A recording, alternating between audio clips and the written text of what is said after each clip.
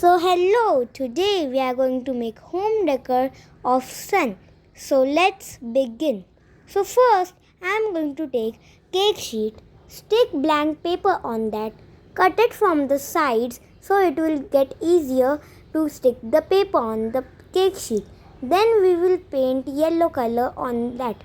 We will take another paper, fold it many times, draw a type of triangular shape on that. After that, we will cut it on the paper we have drew. After cutting, we will open all the triangles and then we will cut them from between as shown in the video.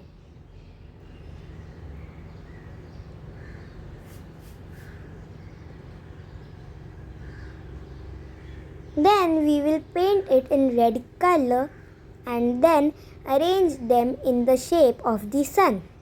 After that, we will stick it and draw emojis on that.